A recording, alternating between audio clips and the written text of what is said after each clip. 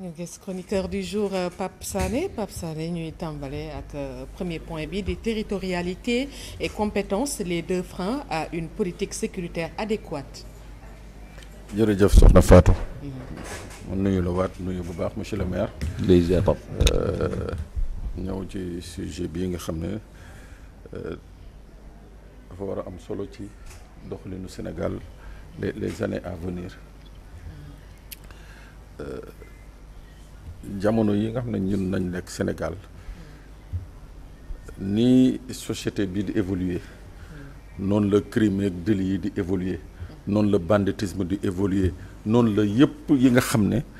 day gàllankoor wala day créer insécurité wala day susciter de la délinquance noonu lay évoluer donc dafa baax ci dëkk bu ñu tolloo ci jamono yooyu ñuy tëggaat yenn loi yi dana permettre ñu am ce qu'on appelle une sécurité globale maanaam ku ci nekk gis sa bopp. balaa maa ñëw ci loi d'orientation bi ou loi de programmation sécurité intérieure dañuy ñëw rek wax li tax Sénégal ñuy jànkonteel dans la plupart du temps ay problème ci wàllu sunu kaaraange. ñaata yoon la fii nit ngeen di dégg nit ne dañ maa sàcc fii wala dañ maa agressé fii waaye dem naa béréb sàngam ñu ne ma du seen secteur. secteur nangam la. c'est vrai. mais loolu problème la ba nga xam ne li ko indi mooy ni ñu tëggee Sénégal suñu wàll kaaraange parce que dañ ko tëgg en suivant le modèle du découpage administratif maanaam dañ ko tëgg en fonction du modèle du commandement territorial. léegi l'option sécuritaire ci dëkk bi dafa romb les exigences du commandement territorial c'est-à-dire que tey jii commandement territorial moo war a topp tey jii li nga xam ne mooy kaaraange sénégalais yi mais ñun dañu tënku ci 1960 ba tey fa ñu yemoon fa ñu nekkoon fa nañ nekk soo xoolee tey jii secteur yu ci bëri évolué wu nañu dëkk yu ci bëri évolué wu nañu mais ba tey ji fa ñu yemoon 1960 1970 fa ñu yemoon ci wàllu kaaraange fa nañu yem bougé wuñu changé wuñu évolué wuñu loolu évolué wuñu loolu nag dafa bokk ci li nga xam ne day gàllankoor ñii nga xam ne mooy citoyen yi maa ngi wax sànq bés bu nekk nga dégg nit ñëw ne la ma ne dama am problème bi dem fa la ñu ne ma du ma sama secteur te pourtant géographiquement fi mbir mi amee secteur yu ñooñu la mais découpage bi moo tax ba fa mu dem ñu ne ko fii du suñu secteur mun na dem police ñu ne ko fii du suñu secteur gendarmerie la mu dem gendarmerie ñu ne ko non foofu du suñu secteur police la xiiroog ngaayoo yooyu nag moom laa ne fu mu nekk nii dañu war a jël en compte les intérêts des Sénégalais c'est-à-dire bàyyi la nga xam ne mooy c'est querelle de compétence et de territorialité la seule territorialité la seule compétence qui sied mooy l'intérêt des Sénégalais mooy Sénégalais yi fu ñu mun di nekk qui sentent que ce soit la police que ce soit la gendarmerie qui sont en sécurité loolu moo ci am solo moo tax monsieur le maire dañu war a tëggaat ce qu'on appelle une loi d'orientation et de programmation de sécurité intérieure parce que loolu rek moo mun a régler ñun suñu problème Sénégal nee naa sànq défis yi dafa bëri y a de nouveaux crimes y a de nouveaux délits y a de nouvelles infractions c'est-à-dire en fait tey jii dañu tolluwaay yi nga xam ne il faut que ñu redéfinir Sénégal ñun nan nañu bëggee organiser sunu sécurité waaw nan nañ ko bëgg a organiser ba nga xam ne dana nekk quelque chose qui appartient aux Sénégalais qui est fait pour les Sénégalais qui est conçu pour les Sénégalais et par les Sénégalais moo tax ma ne il faut que ñu tëggaat ce qu'on appelle la loi d'orientation de sécurité intérieure gis nga président Macky Sall balaa moo dem dafa am benn décret bu mu jël je sais pas si j'ai en mémoire le décret dafa am benn décret bu mu jël décret 2024-873 fixant le statut particulier et définissant le rôle des attachés de défense et de sécurité gis nga boo xoolee tey jii dëkk yi ñu wër ak dëkk yu mag yi bu njëkk dañ doon ne attaché de défense mooy maanaam soo Sénégal buy yónni attaché de défense fële ca France wala beneen dëkk day yónni benn officier de l'armée ou de la gendarmerie mais soo xoolee léegi dafa am ce que lu ñuy wax attaché de défense am lu ñuy wax attaché de sécurité intérieure fii ambassade yu bëri yi nga xam ne ñoo nekk fii Sénégal dañu am seen attaché de défense am seen attaché de sécurité intérieure loolu lu ko indi parce que ñoom dañu jàpp ni que tey jii les exigences du moment il faut que ñu mun a dissocier la sécurité intérieure de la défense nationale il faut ñu mun ko dissocier c'est-à-dire tey les urgences de la sécurité intérieure bokkul ak les urgences de la défense nationale mooy lii nga xam ne moom nañu cëral armée pour mu aar Sénégal ci frontière am yi ainsi de suite sécurité intérieure mooy li nga xam ne moom nañu jagleel kii di police ak gendarmerie ci aar la nga xam ne mooy sénégalais yi ci biir dëkk bi waaw Seydina mën a yeewu fajar dem liggéeyi soxna Fatou mën a dawal oto normalement te kenn du ko agressé loolu mooy bokk li nga xam ne mooy wàllu sécurité intérieure donc il faut que Seydina ñu tey bu ñu ko tëggul da ngay gis régulièrement moo xam fii ci Ndakaaru moo xam ci àll bi da ngay gis ay conflits souvent entre takk der yi ndax fii sama secteur la fii du sama secteur damay wax benn affaire dama fekkee benn problème à Ngor kenn nettali ma ko man dama ko fekkee OCRTIS office central de répression du trafic de stupéfiants dama leen fekk ñuy def benn opération Ngor mais opération boobu daanaka xeex sax la mujjee entre takk der ndax fii sunu secteur la du seen secteur alors que OCRTIS dafa am la ñuy wax une compétence nationale c'est-à-dire que OCRTIS fii ba Koulikoro fu ko neex mu opéré soxlawul tàggu Cheikh monsieur le maire tàggu soxlawul c'est-à-dire moom loi bi ko créé moo ko may compétence moo ko may fii ci Sénégal fu ko neex mu liggéey fa comme tey jii ni naan sûreté urbaine fii ci région de Dakar daf ci am compétence fu ko neex fii ci biir Dakar mun na fa jóg dem liggéey te jarul muy tàggu loolu loi moo ko organisé section de recherche daa am li ñuy wax compétence nationale jël seeni dossier fii mun nañu commencer fii seen enquête outil biir Sénégal def fa li ñu fay def dellu si loolu la ñuy wax mooy texte mais boo gisee nag coow lii mooy que loi yi nga xam ne moo fi nekkoon ci wàllu orientation sécurité intérieure loi yooyu moo obsolète moo tax dañ ko war a tëggaat waaw c'est-à-dire nouvelles autorités yi dañu war a jël maa ngi koy wax démb seeni responsabilité xam ni que wàll boobu ak wàll weneen dafa am li nga xam ne il faut que mu nekk une synergie d'ensemble il faut mu nekk une synergie d'ensemble bu nekkul une synergie d'ensemble rek mooy que ñun Sénégalais yi nous serons les plus grands perdants nous serons les plus grands lésés dama joxe démb benn exemple Seydina 2021 ba 2024 fii xam nga metti na woon trop est-ce que mus ngeen dégg benn policier wala benn gendarme di kaas naan fii suñu secteur la ndax lan loolu parce que liggéey bee taroon parce que boobu liggéey bi moo taroon yow nit bu ñëwee sa secteur da nga ciy kontaan waaw pourquoi léegi bu jàmm amee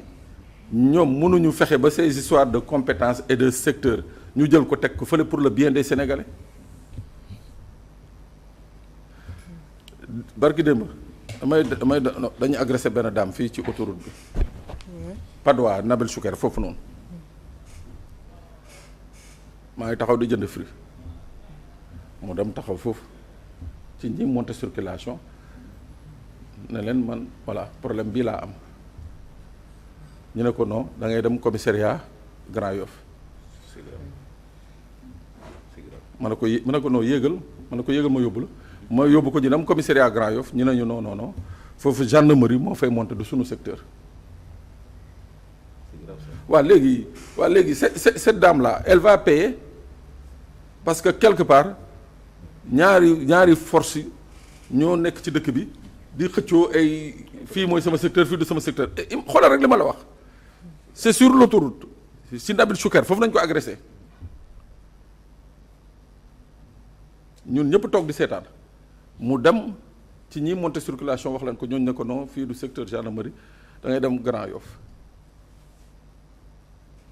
ma ne ko yëgal ñu dem Grand Yoff ñu ne ñu non foofu du secteur gendarmerie moo fay monter secteur gendarmerie la waaw léegi cette citoyenne là moom elle va subir c'est-à-dire moom du am gain de cause juste parce que y a un problème de territorialité qui se pose moo tax nag moo ne il faut que ñu tëggaat une loi d'orientation intérieure de sécurité intérieure xam nga bu boobaa dana am une synergie d'ensemble mooy les gens vont travailler sans pour autant mu am fi cette rivalité là parce que nag depuis 1963 ba léegi cette rivalité dessert les Sénégalais ah il faut se dire la vérité depuis 1963 cette rivalité dessert les Sénégalais. peut-être yaa ñu ko révélé mosu ñoo xam ne rivalité am na ci seen diggante si. oh ça coule de source hein. Tout le monde sait que police ak gendarmerie voilà dañuy naay nii rek mais au fond hein y a une rivalité et ça c'est partout dans tous les pays moo tax beaucoup de pays ont définitivement réglé le problème boo demee Bénin Patrice Talon bi mu ñëwee li mu wax c'est clair dafa ne man mënuma nekk ci dëkk bi nga xam ne chaque jour en conseil national de sécurité ñi may indil ay problème de police gendarmerie léegi c'est très simple vous les gendarmes vous êtes des militaires vous faites ce qu'on appelle de la police mu ne ko ok kon y a pas de problème je vous envoie au ministère de l'intérieur wax ji geex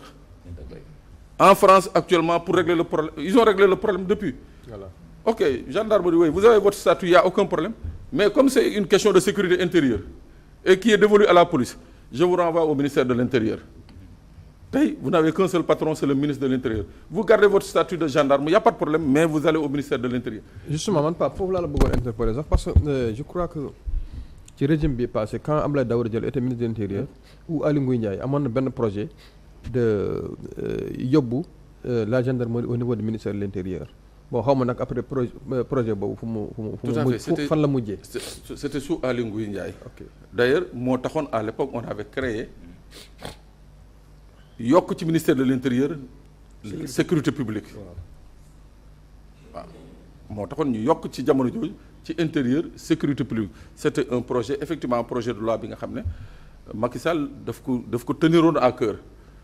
waaw mais dem na ba ci biir pour x raison je sais pas il n'a pas voulu avancer mais aujourd'hui effectivement ça aurait réglé beaucoup de problèmes ça aurait réglé beaucoup de problèmes waaw parce que dans cette affaire-là ñun c'est nous les Sénégalais qui perdons waaw j'ai expliqué naa la cas wu ndaw si mais y a plusieurs cas yu mel noonu am problème fii nga dem fii ñu ne noonu suñu secteur du diw la loolu moom citoyen bi day mujj jaxasoo du xamante ni donc moo tax ma ne il faut que ñu tëggaat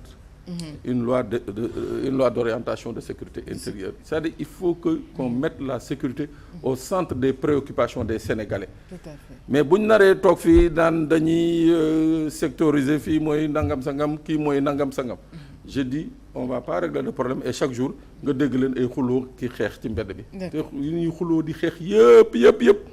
xam li ma ci gën a jaaxal mooy les secteurs les plus criminogènes doo leen dégg mukk ñu xuloo fa xeex fa non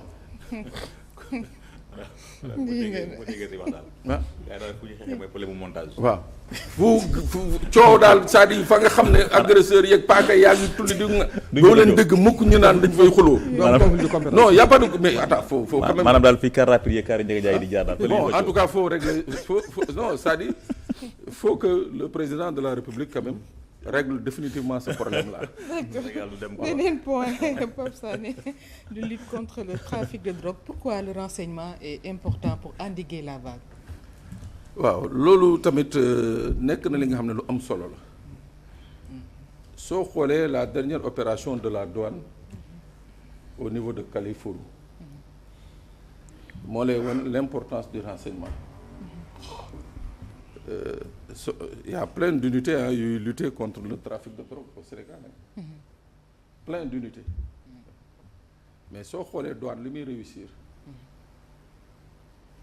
yeneen unités yi duñ ko réussir néew ma dañoo cuune de mais c'est que douane li muy def ci moyen de renseignement ñoom duñ ko def waaw ñoom li ñuy def ci moyen de renseignement ba ci dëkk yi nga xam ne ñooñu wër xam jour sangam avion bu fa wàcc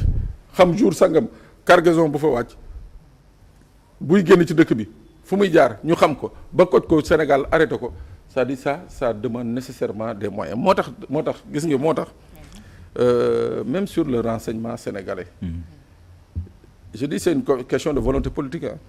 même sur le renseignement sénégalais je crois que douane dañ leen war a jox foofu pàcc bu am solo xam nga ndax lan parce que le renseignement c'est quoi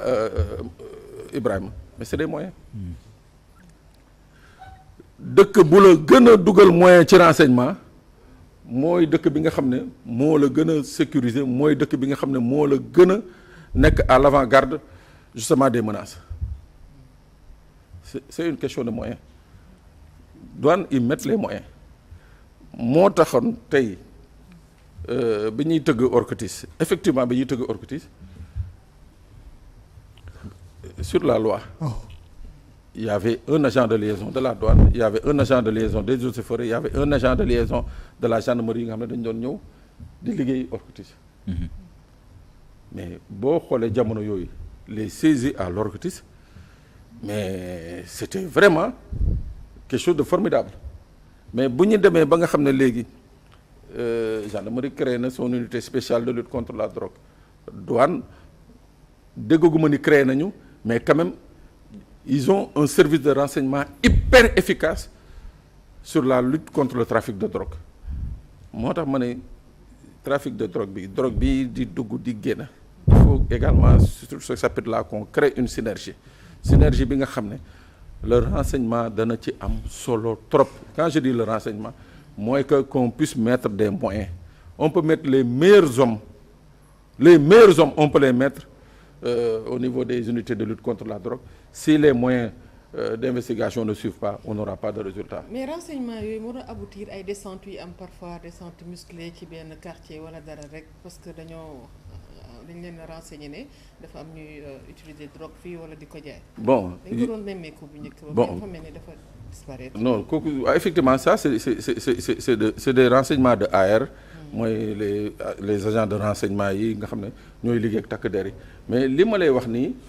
c'est des renseignements qui coûtent extrêmement cher mooy maanaam tey ji benn waay mooy nekk tey ji Colombie jox la numéro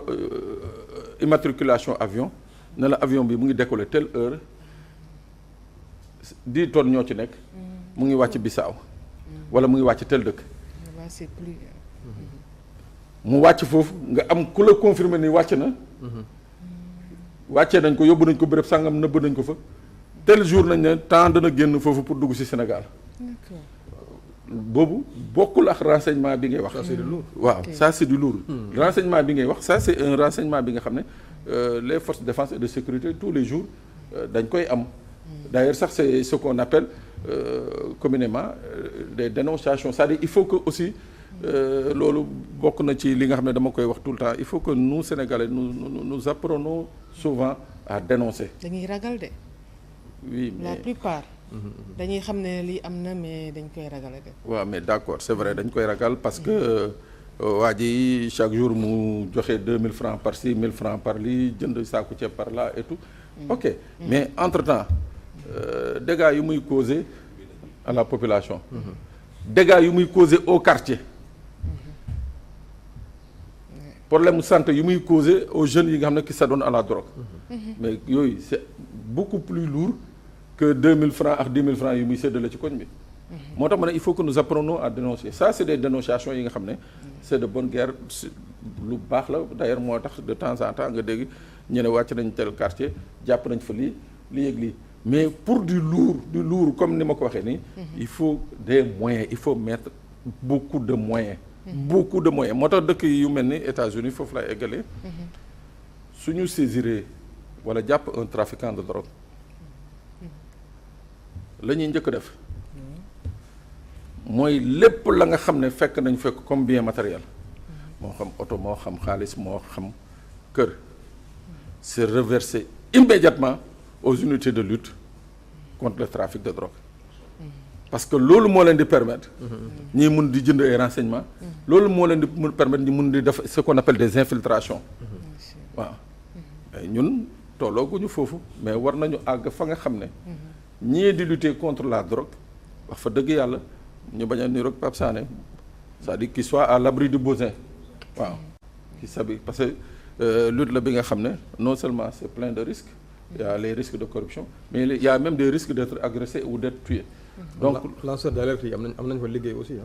foofu noonu le nouveau statut de lanceur d'alerte. ah waaw mais boo lancé alerte ba pare lanceur d'alerte ba pare gars yi koj la ci mbedd bi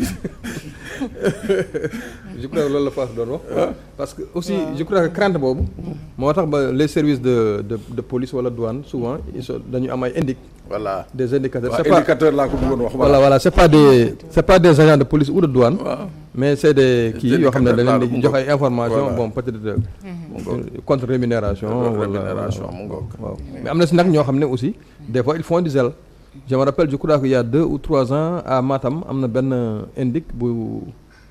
xaw ma moom moo rayoon si benn fraudeur ou c'est vice versa wala c'est le fraudeur qui avait c'est lui qui avait tué waaw parce que souvent dans le nord aussi à la frontière avec la Mauritanie souvent dañuy nemmeeku kii yu mel noonu quoi avec les indicateurs là. mu ngi noonu am na solo en tout cas merci beaucoup. merci à toi. merci voilà di la nuyu Ibrahima Anne. di la fay Fatou. voilà di nuyu Pape Sané. di ko ziar di ko jox waa ci waayam di nuyu monsieur le maire. di lay ziar monsieur le maire de Kër Massar. mais saa waay yow démb ci guddi jaar naa